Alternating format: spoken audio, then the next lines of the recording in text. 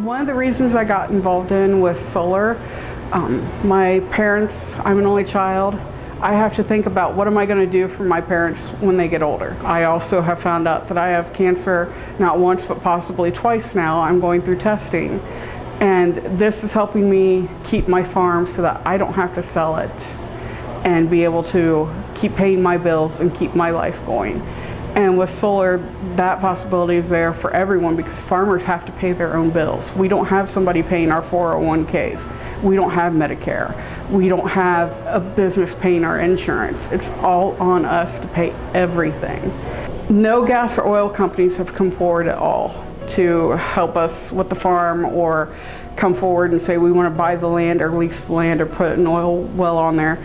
But I get letters weekly from developers wanting to buy my land. They want to buy the land for real estate purposes or just to outright buy it and then sell it to another developer because they want to buy the land for about $2,000 an acre when it's worth about $15,000. So they're wanting to nickel and dime the farmer to sell their land so that they can then sell it for the $15,000 plus. Farmers that are desperate that are going into a nursing home and have to sell, if they're desperate enough and that person's offering them cash, they might take it. And that's what's scary is that they don't get to keep the land. They're getting paid pennies by somebody who's going around and promising the world when they're just going to turn around and sell it and build a housing development on it. It's sad.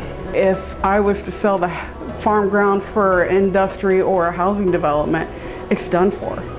And you cannot put that back to farmland. And that was an option too for us, we said, what can we do to make sure that we keep a farm? Because we don't want a housing development. We don't want a Walmart next door.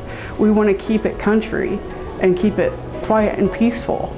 And that was the perfect solution where we can still have a solar farm, we can have the sheep, we can have crops still even around it or underneath it, and still have a farm later on in 40 years if that's what I want to do. And that was perfect for me because I still have options and I can lease it then to another farmer once the solar is up if I were to choose. Farming and solar farming, it can help save so many farms because solar farming, you can actually do agrivoltaics. You can do sheep on your solar farm. You can do honeybees. You can even, they're finding you can still grow crops under the solar panels, anything from raspberries to alfalfa. They're even finding corn. So solar farms can indeed save big and small farms because you have options besides just a solar panel on that land. One of the arguments we hear is that solar is going to ruin my view, that it's going to block out the trees in the sky. And I have been to several solar farms and I'm almost as tall or taller than the panels. My vehicle's taller than the panels. Corn stalks are way taller than these panels. And corn stalks are blocking more of your view than these panels are. And they are trying to figure out a lot of good plants to put around these solar panels. You know, it's no different than seeing the corn stalks. We still have a view.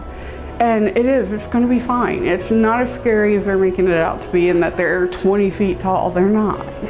Solar farms, they're going to save farms. That's how they're doing it is through paying leases that we couldn't even imagine of making that money on.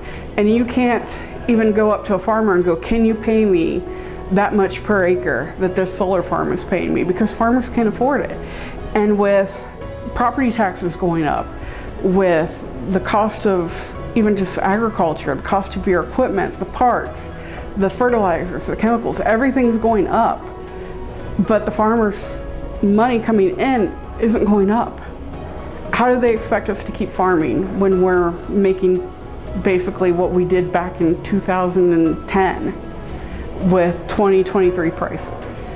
You know, something has to give, and this gives the farmers a chance to save that money, put it back, let it earn, so that when the next generation of farmers are ready to take over when the lease is done, they can start going headstrong, ball rolling, get the equipment, start farming, and be set for a long time. When people come to us and go, you know, I've heard this or I've heard that, one thing that we want people to do is do your research. You know, I'm not here to tell you yes or no, because I want people to make their own educated decisions. But don't just believe, like, the one misinformation is the birds blow up and incinerate when they touch a solar panel. One case in Nevada where the solar panels are actually concentrated like a magnifying glass over water to boil water for a steam generator. That's the only documented case. That is the only place that that is happening.